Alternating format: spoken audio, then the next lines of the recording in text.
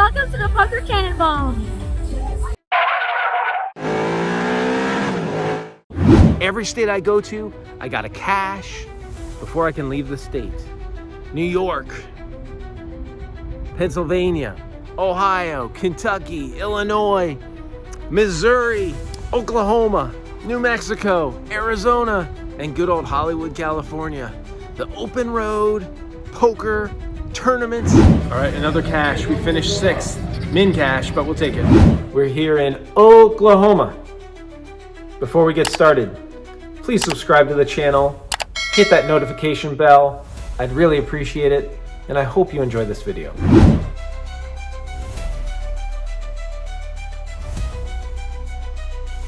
All right, there's a light drizzle, so a little bit of rain. We just drove into Oklahoma. You can see the edge of Oklahoma, but that was our worst sign pickup. Going on I-44 from Missouri to Oklahoma. There's a storm brewing ahead. We've seen several flashes of lightning. So we'll try and drive and keep it safe here. Wow, it's a long drive. St. Louis to Choctaw is like 8 hours. Trying to do it here in the middle of the night so that we can play all three tournaments in Choctaw tomorrow. Let's cross our fingers everything goes well.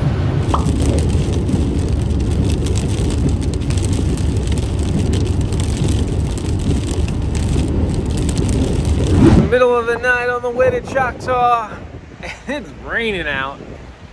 Maybe here on the back of the window you can see there's a little bit of rain. We're pumping gas. We're here at Come and Go. All right, there we go. Come and Go gas, Come and Go gas. And it's definitely raining. We parked underneath the awning, which is great. But you can see a little bit of rain. On the road, it's worse. Here we're at the, let's see if you can see that.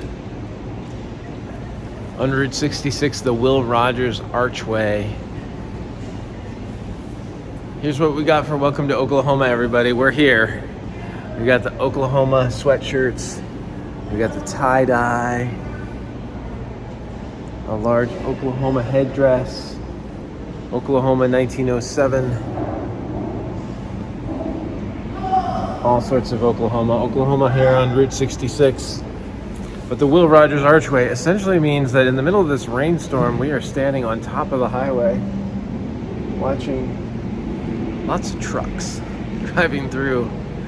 It's like truck after truck after truck. Here's Will Rogers, the Cherokee kid, Oklahoma native son, a life in vaudeville in New York, traveling Wild West shows.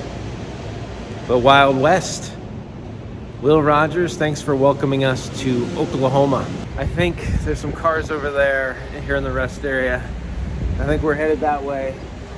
We're gonna take a snooze and hope that some of the rain passes over and we'll get some daylight. Some daylight's gonna help us drive in this weather too.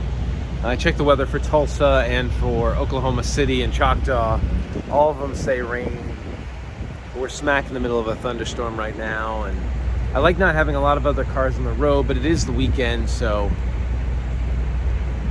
I hope that, even though we got to drive in the rain later, daylight plus hopefully still light weekend traffic will make it bearable.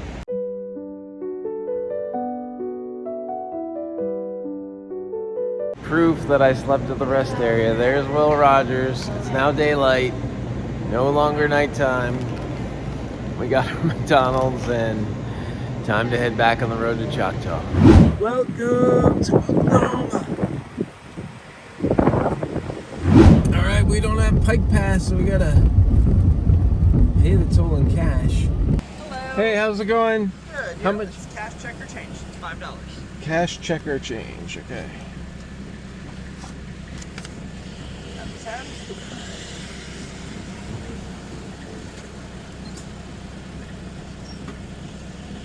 There you are. Thank you so much. Have a great day.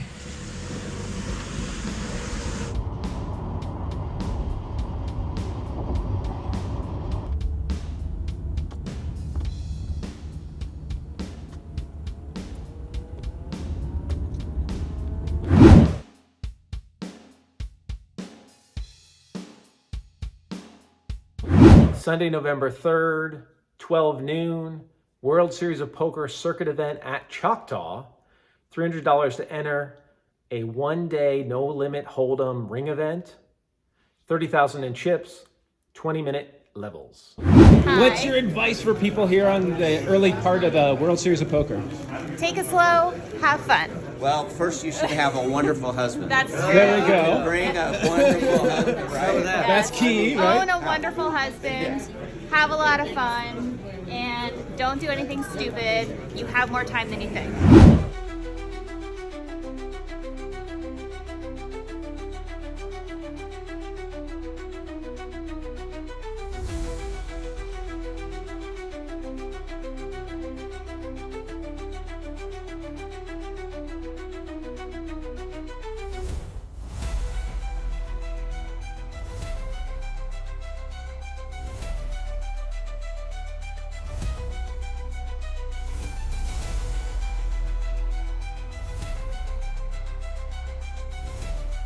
Obligatory 1,000, 1,500, 1,500.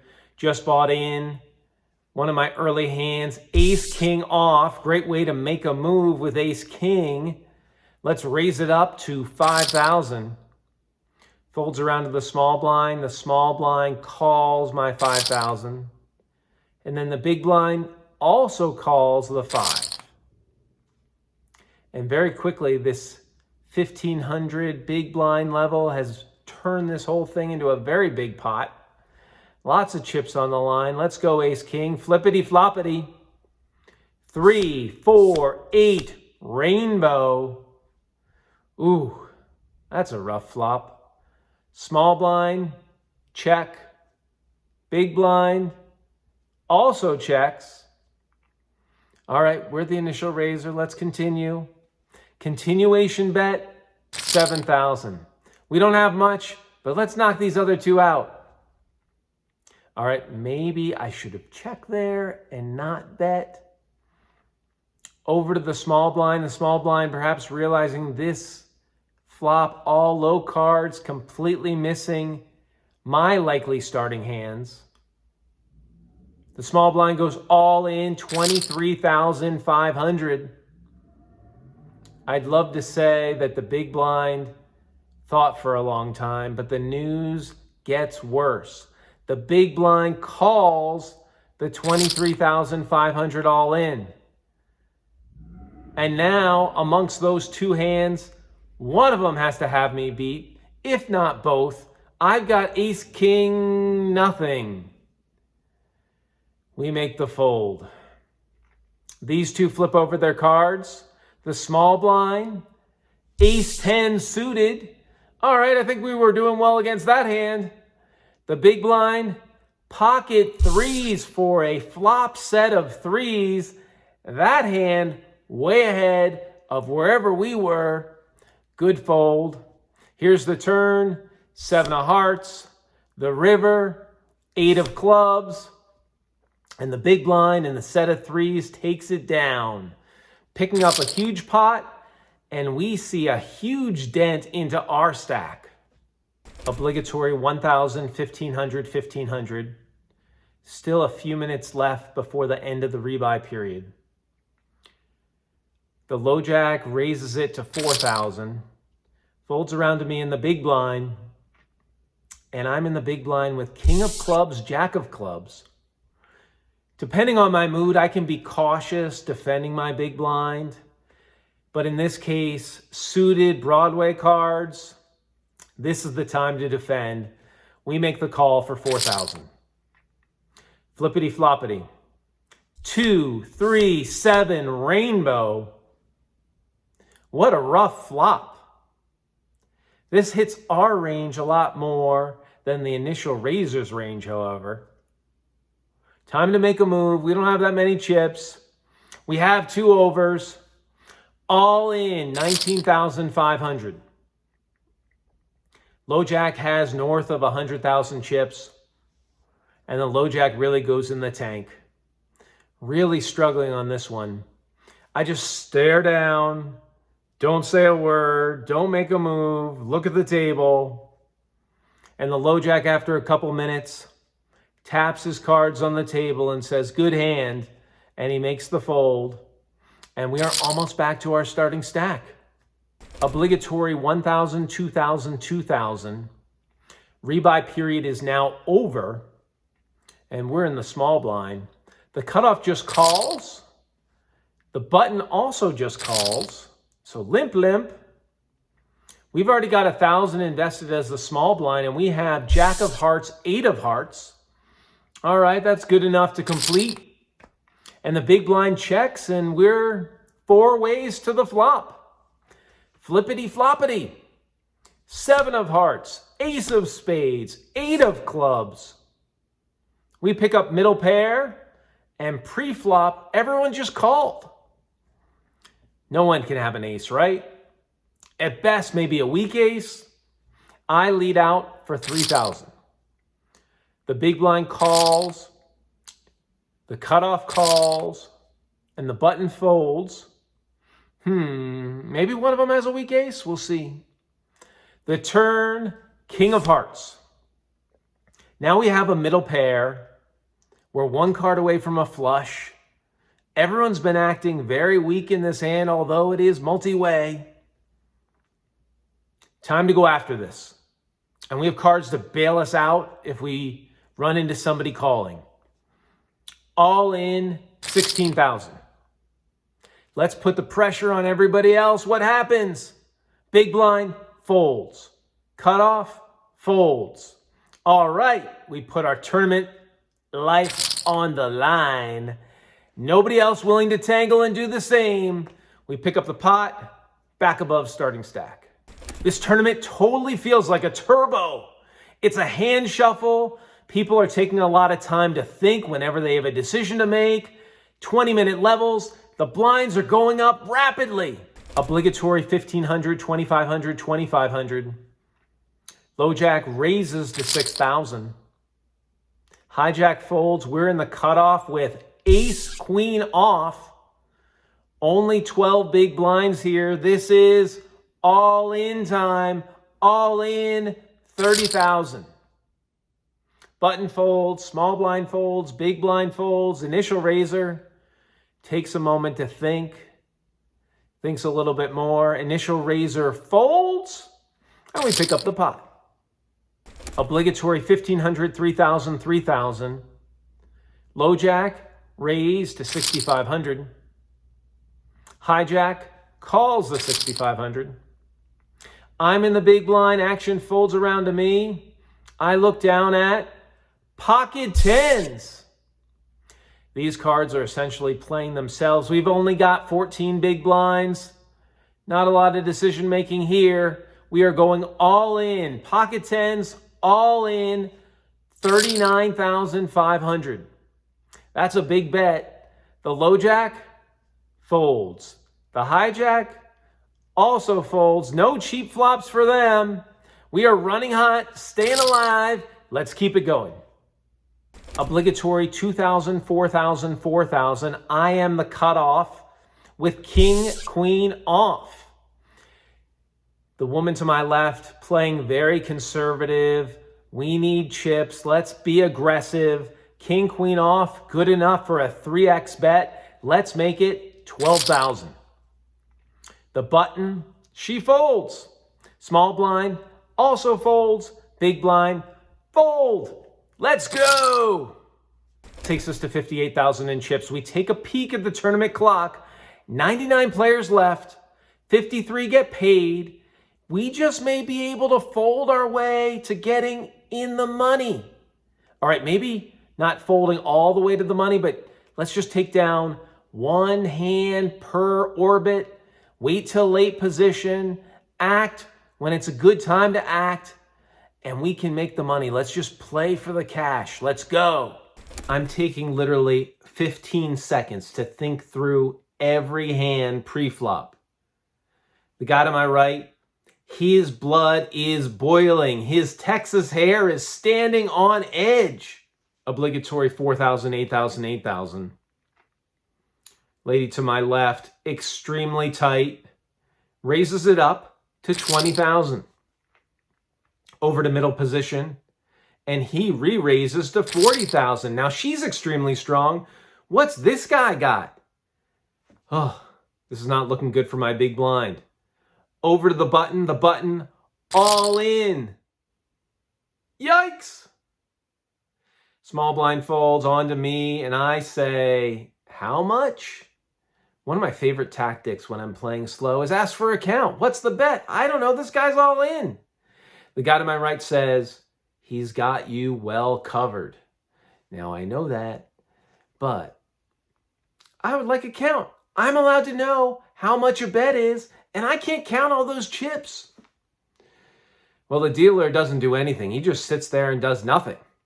So I do nothing right back. I sit and I wait for my count.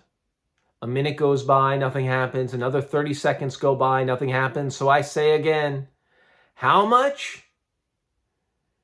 And you could just see it in the dealer's eyes. He was not thrilled with me. He angrily grabs those chips.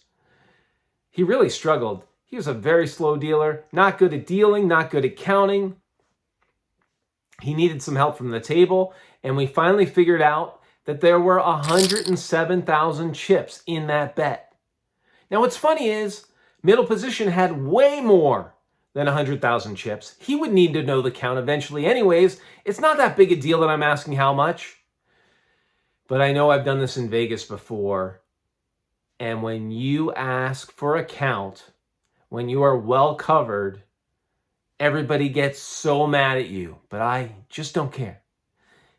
Knowing the bet, it impacts all the action I need to know. And by knowing, I know that I should fold. I fold, the lady to my left folds, middle position calls. Comment below, is it okay to ask for a count on a bet that's an all-in when you are clearly covered? Down to 54 people left, and it pays 53. We have been folding nonstop. We've gotten no cards to speak of. We barely have enough chips to cover the big blind and the big blind ante. We are on fumes. We thought it would end up as hand for hand, but that's not how it works.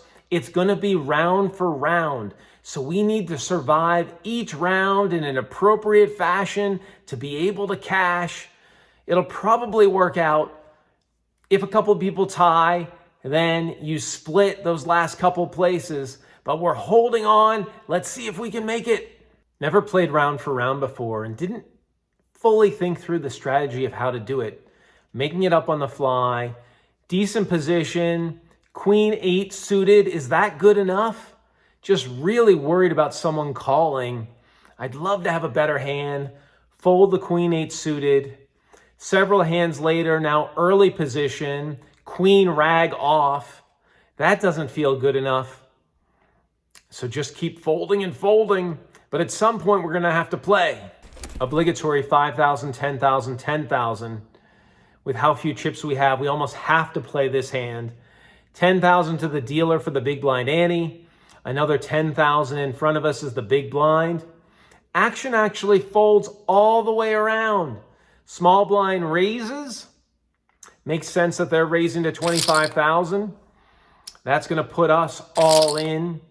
Let's hope they've got nothing. We've got 8, 5 suited. Not bad, not great, but not bad. Flip them over. My opponent, the guy to my right's got pocket queens. We are dominated. Goodbye, and we're going to have to hope that everything happens in our favor round for round. Flippity floppity. 8, 5, 10. What a flop! We pair our 8s, we pair our 5s. Let's go, we are ahead of the queens. The queens still have some outs. Let's dodge them. The turn. Ace of spades. The river. 8 of hearts. We get the full house. That'll work. We survive the round and we double up. Round number 1-day players. We did lose 3 players during that round. Those 3 players are going to jump the final 2 places. Congratulations, all outstanding players. You are in funding. Starting in the bottom count, 5,000 small blind, 10,000 big blind, 10,000 big blind, and 5, 10, 10. Dealers in the 1 day, please shuffle up and deal. Obligatory 5,000, 10,000, 10,000. We now know that we've cashed. So our modus operandi has changed. We now are going all out to win this tournament. And this is the hand to get things started. We look down at pocket kings. As the hijack, we are all in, 22,000, pocket kings. What a great spot. Over to the button raises to 40,000. Everyone else not involved, turn them over. The button's got pocket jacks. Kings versus jacks, I like it. Flippity floppity. King of hearts, 9 of spades, 5 of hearts. We've got 3 kings, let's go. The turn, 10 of hearts. Neither one of us has hearts. The river, 2 of diamonds, and we get the double up plus those big blinds. Let's go. Obligatory 6,000, 12,000, 12,000. Under the gun +1 raises to 24,000. I'm under the gun +2, and I look down at pocket jacks. Now we've got 69,000 chips, but we don't have that many chips compared to the blinds. Pretty obvious shove here. We go all in, 69,000. Action folds back around to the initial raiser, and he thinks through how much he's committed versus how much he has. He's got like north of 200,000 chips. Does he make the call? Does he not make the call? I like that he's thinking about it, and then he decides, call 69,000. Flip him over. He's got ace 10 off. I like our chances with jacks against ace 10. We'll take it. Flippity floppity. 6 of spades, 8 of diamonds, 5 of spades. We have to worry about a backdoor spade draw. But other than that, we're looking good. The turn, 8 of clubs. Let's go. Still in this. I can feel getting back into this tournament. This is the hand. We just need to dodge an ace. And the river, ace of clubs. Oh, a punch right to the gut. We were there. And now we're headed to the bleachers. 3 outs on the river. Oh, it came home for the guy to my right, and we are headed out of this tournament. But we cashed. We checked the box on Oklahoma. I guess we'll take it. We held on, everybody. 48th place. They paid 53 in this Sunday tournament. World Series of Poker circuit event here at Choctaw. The blinds were pretty crazy, but we got the job done. Cash and a profit.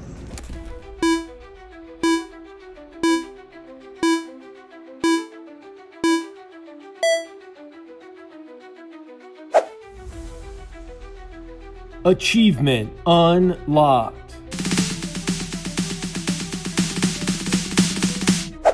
Did you get that text message? I did. It was like 4 minutes ago. I'm like, well, I don't see anybody. Yeah, no one's like focused on it. I was like, go to a basement. So, very entertaining.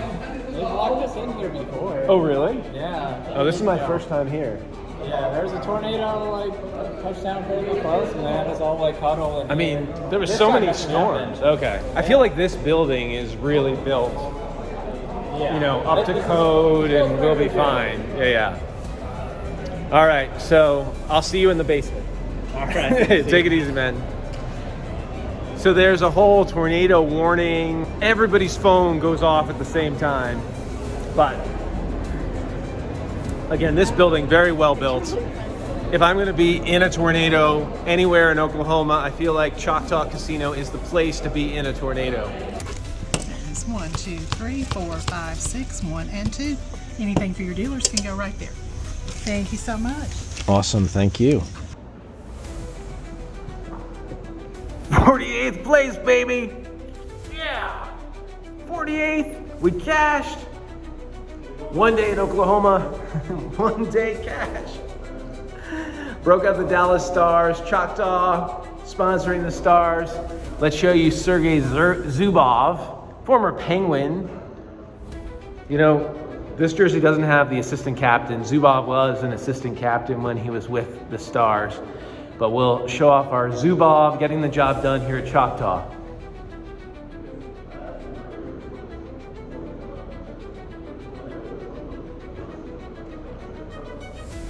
Yes, this is the most insane poker run I have ever been on. All right, so now it's Pennsylvania, Ohio, Kentucky, Illinois, Missouri, Oklahoma. Back to back to back to back. Whew. All right, I gotta go call up the casino in New Mexico. The plan is, I've not slept enough in days. So you're gonna maybe grab a bite real fast, call New Mexico, figure out the tournament schedule, run up to the room, go to sleep, sleep through this whole tornado thing, and then wake up super early and drive. Time to get some pizza. Papa John's at the district. Woohoo! Celebration dinner. All right, here we are at the Choctaw Resort Hotel 3118.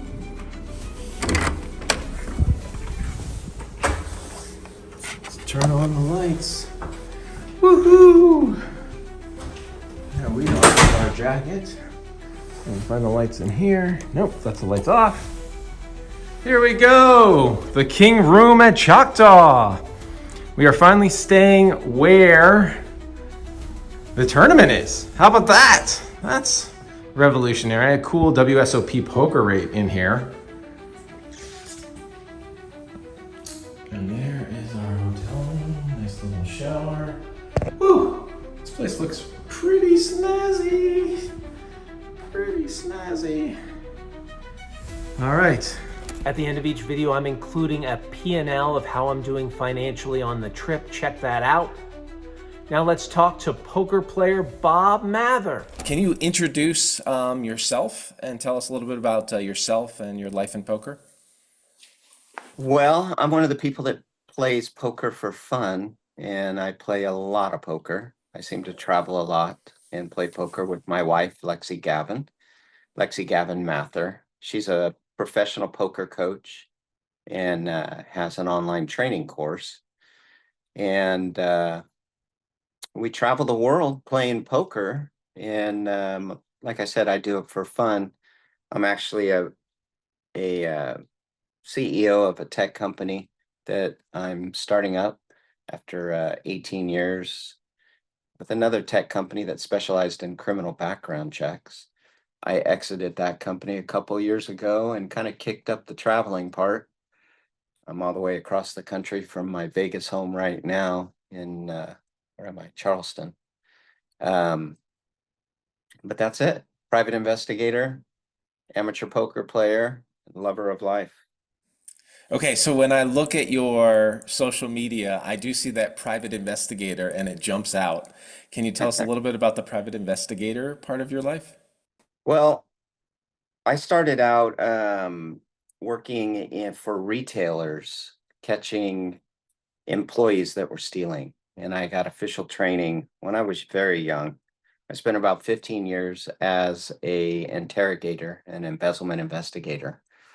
So from that, I got my private investigator's license and specialized in white collar crimes all across the board, and all the way through the process from interrogation or interviews and prosecution and restitution.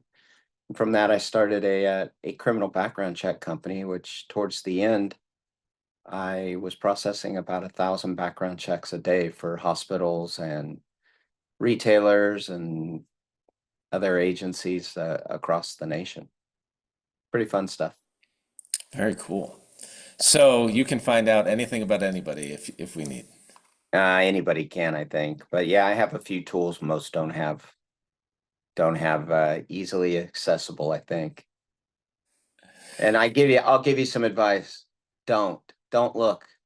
Don't. Just have fun. You don't want to know. There's no reason to know this stuff about people. Well, in this day and age of privacy and security, everyone's like, how much information should I try to protect? Or, is it just impossible to protect your information? If people want to know, they're going to know? Or do you do some things to protect things about, information that's out there?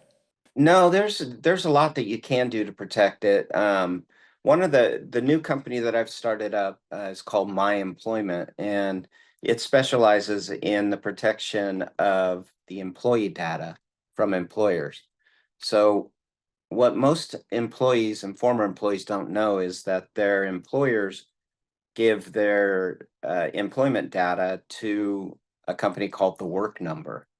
And the Work Number then does employment verifications, but it also sells the data to other people's without your knowledge. So whether it's somebody trying to collect a legal debt, or perhaps you were sick and in the hospital or whatever, you've got bills, and all of a sudden skip tracers are knocking on your door, or your wages are getting garnished, or whatever happens. Most employees don't know that their employer is allowing their name, date of birth, social security number, how much they make in some cases, what their positions are, where they live in some cases, is being released out there. So that's actually what my new company is about. It's to educate people about the employer releasing that information, and getting the employees to educate the employers to stop using that company and to use us instead.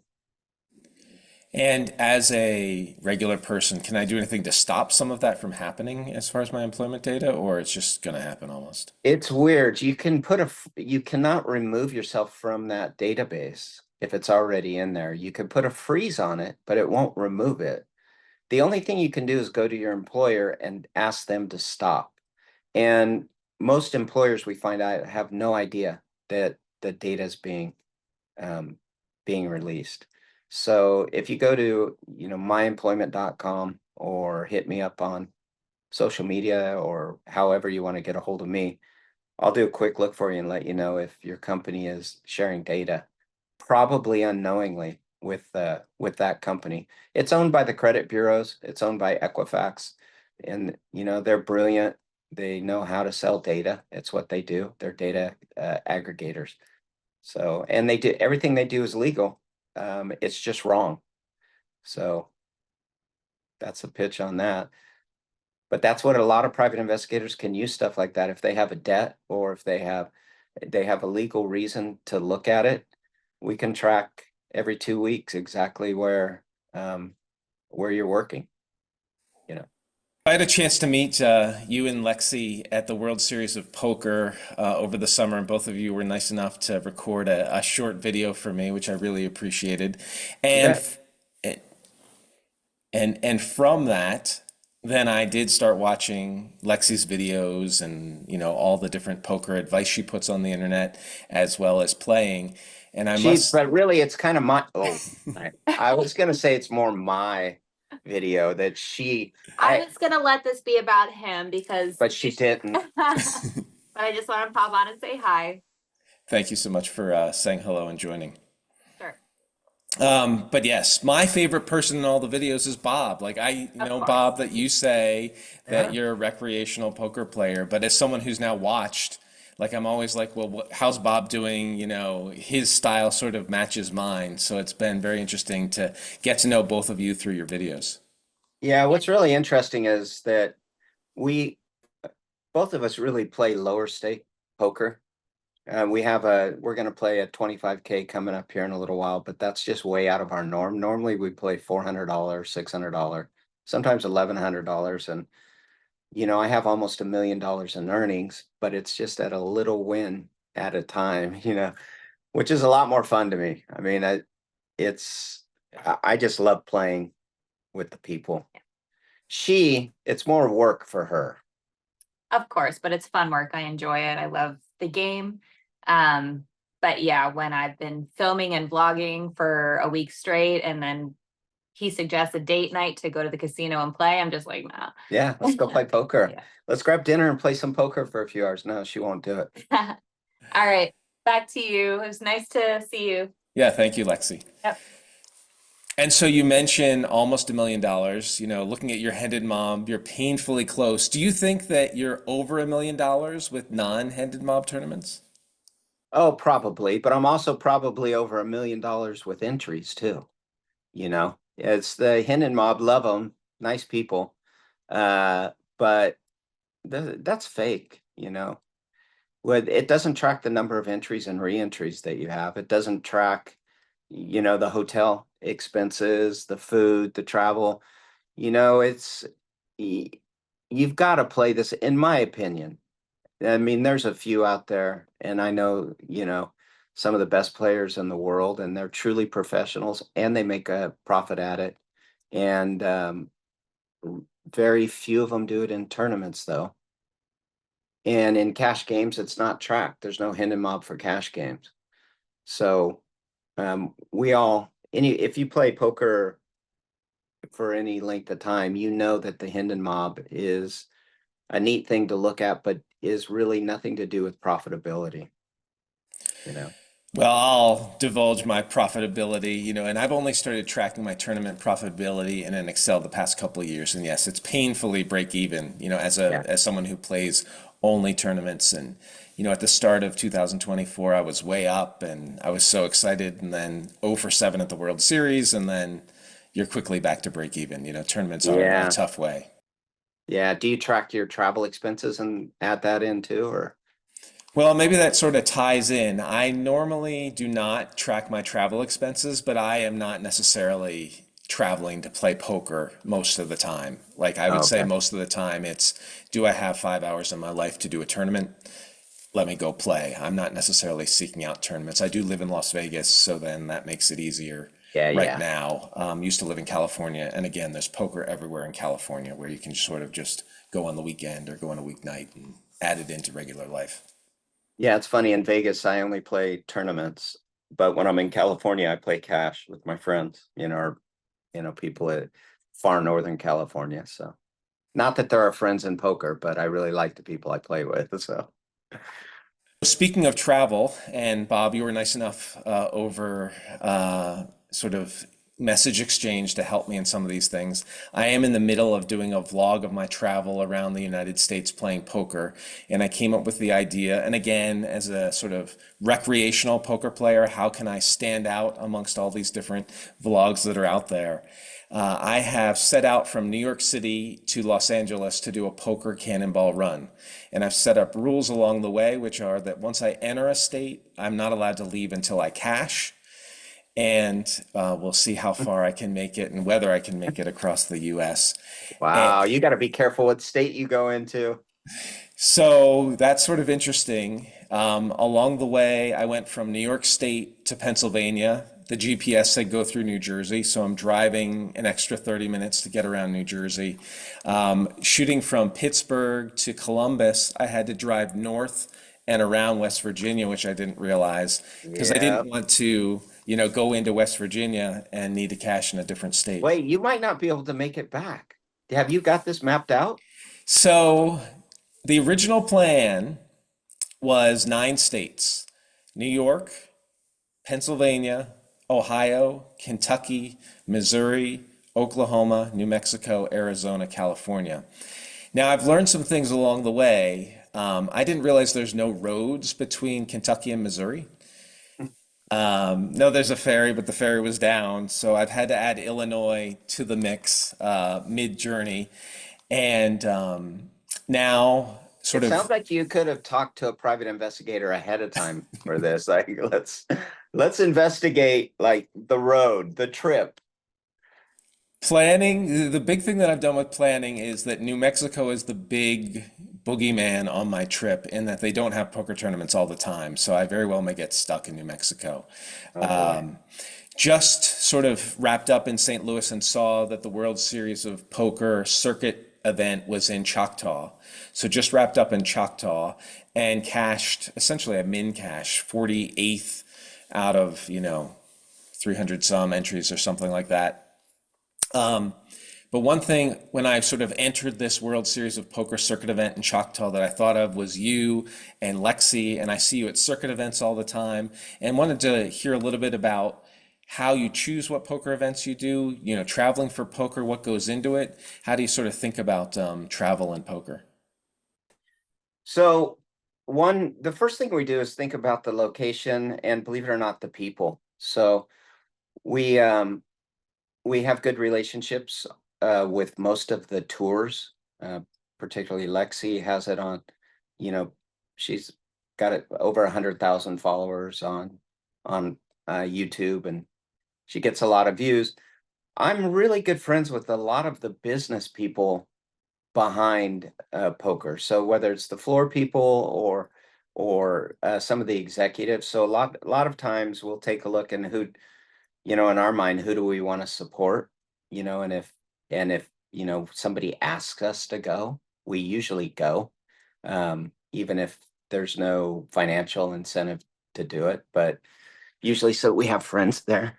But what we look at first, believe it or not, is first we look at the guarantees, right? Is it worth the while? If the chance that we win, would it be worth it? Second thing we look at is the venue. Do we like the venue? Like, the people in Oklahoma are fantastic. We have family in Dallas. I have a daughter in Dallas, so we can fly into Dallas, see her, and go. But the other things that we look in really are just, the guarantees, where we'll stay. Will we enjoy it? Is there stuff to do around the area? And do we like the people in that area?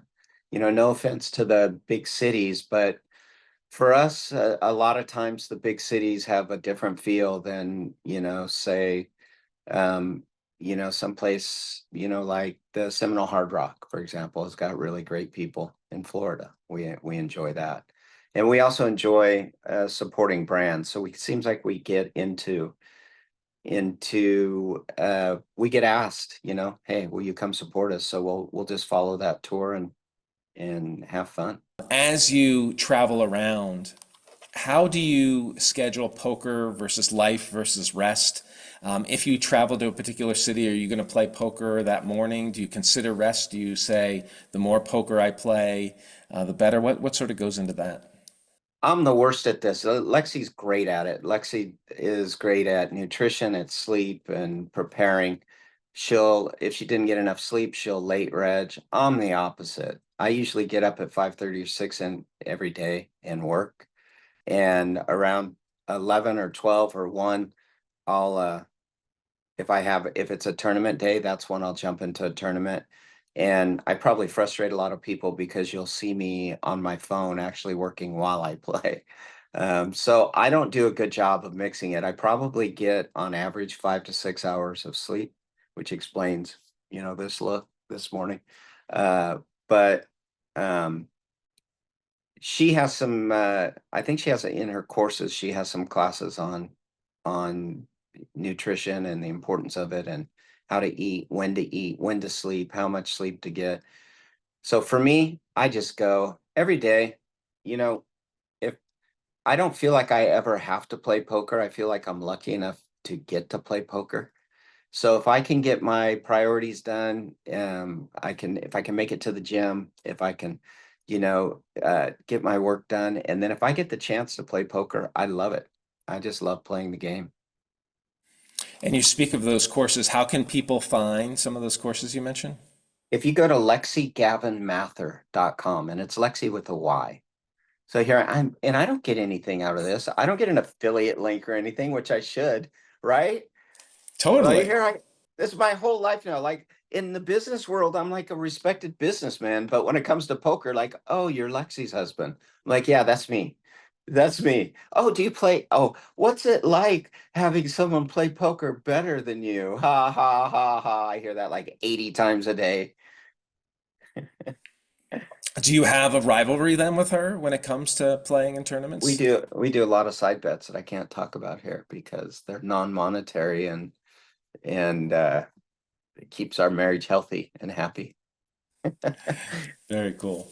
Well, we appreciate you sort of chiming in. How have you found, like, circuit events overall. This was sort of my first World Series of Poker circuit event. I had joined the World Series of Poker, the summer event in Las Vegas before, but it was my first time traveling to a circuit event. How do you sort of consider circuit events versus the summer, and what's your take on that? Circuit events are really interesting. I love them. If you look, I've played a lot of them. I've cashed in a lot of them. I think I've won a ring in one of them, in Sacramento. But uh, you know, we get along with everybody, but we really love the WSOP brand. We really are excited about what GG Poker is going to do with it, with the NSUS group.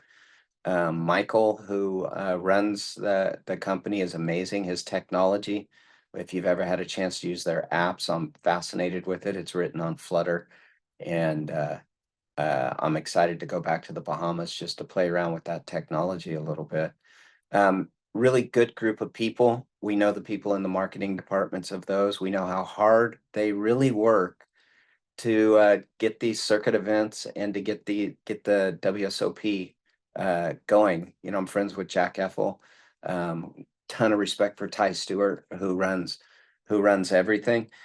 And in poker, and you see this, it's so easy for us to complain, right?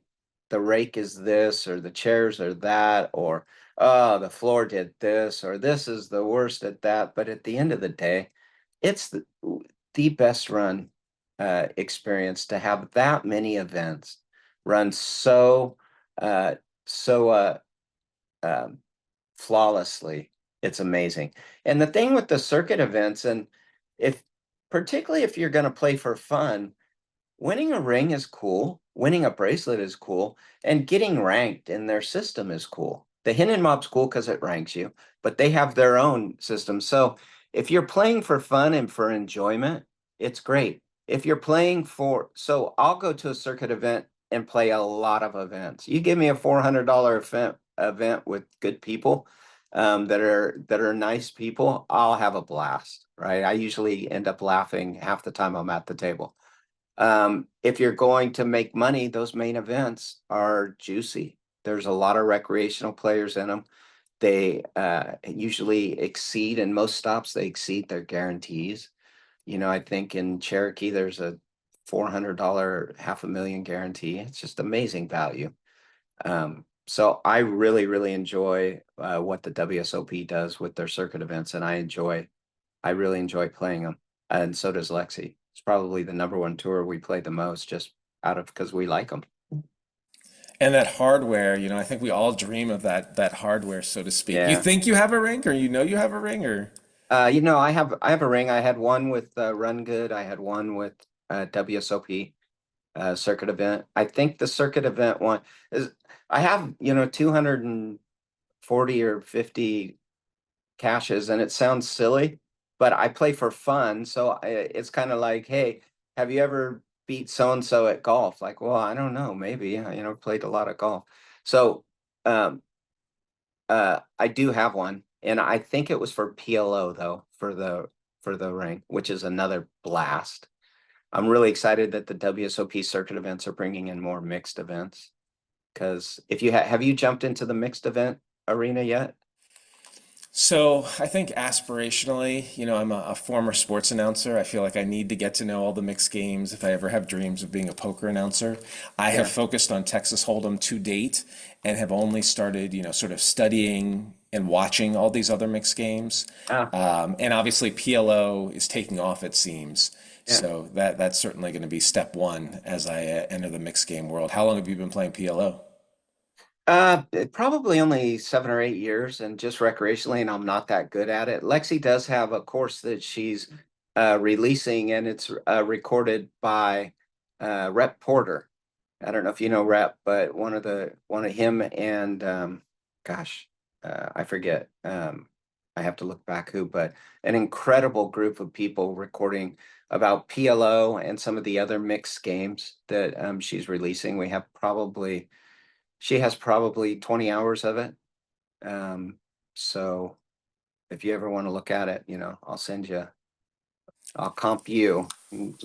Everybody else, I don't know, it's her money. So. There we go. But Well, once you get started on mixed games, it's addicting. It is really fun. And really it just changes your, 4 cards makes a big difference, and 5 cards really does. well, I've also heard that, you speak of soft fields, that if you talk about PLO, there might be more money to win if sort of that's your area of focus. Yeah, but the variance is crazy. It doesn't matter. You can sit and watch the best players in the world play perfectly and bust. Um, Now they'll go get up and go play the cash game with people that are less good than them, and they'll clean up. But you know, it's amazing. It's amazing how some of them. I mean, you take Daniel Negreanu, he can play every single game, and to a level that he's in the top percentile at any given time of that game. And whether it's, deuce to 7 triple draw, he'll just spit out, the stuff. It's really, really impressive. Well, certainly watching him do mixed games on Poker Go, over the summer and, earlier this year, it is just impressive. And, there's some other players too who just, they sort of understand the strategy of each game and the strategy of reading players and can apply it across the board. It's so impressive. Yeah. What's impressive also is how great Poker Go does on filming those. Really makes it great. And the announcers are great. Yeah. Well, certainly in Choctaw, as I sort of headed there, and I'm always looking for places with multiple tournaments, the afternoon tournament was No Limit Hold'em, and then the later in the day tournament was PLO, and I was like, oh, I should have studied PLO more, because in looking to cash, I was like, I think I may just need to rest and play the Well, if tournament the you're next day. Here's the problem with the mixed games is they start so late. That's the big. I honestly think if they just started those with the same time as the other tournaments, and I know there's staffing issues that they can't, they'd get a million people like me and you coming in to play them. Because starting at 4 p.m. or 6 p.m., knowing that we're going to be up till 3 a.m., it just takes all the business people out or the working people out, the people who have to go to work the next day. And we can do it on 4 hours sleep, but we can't on 2. But there's if you're gonna my advice, if you're really just going for a cash, late reg, PLO. You only got to get lucky once, and then you kind of lock it down. And you know, you just play your premiums or just play in position. And you can I would say, and your listeners might say I'm wrong, but I would say it's easier to cash late regged in a PLO tournament than it is in a no limit tournament. Well, everyone can chime in the comments if they agree with Bob on that one or not. Yeah. It sounds reasonable to me. And part of this trip, I've certainly focused on anything I can do to cash. As you look at bills and travel, I've started to realize, okay, if I don't cash, I'm adding up hotel bills, I'm adding up food expenses. You know, better and not it's- be you better not be doing this for a living. Come on. You uh, can't. You can't play tournaments for a living. My focus, certainly I'm a recreational player. I have a All full-time right. job, but this Good. whole adventure was how do we get across the country as fast as possible? And it was just interesting, at the beginning in New York, I didn't cash several times, and then that's when I just watched all the bills increase, and Yeah. you talk about tracking travel, when you have this extra element to it. It was interesting to see how it impacted my game.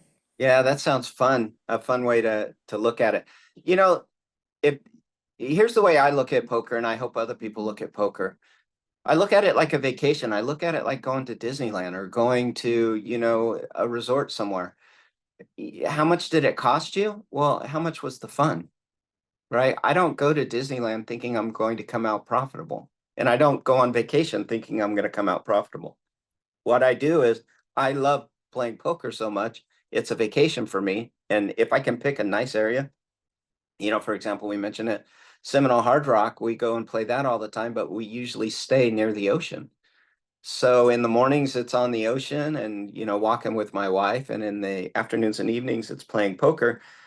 And if I win, which I've won some pretty big prize pools there, and I think I even won one of their trophies there a year or two ago. I did.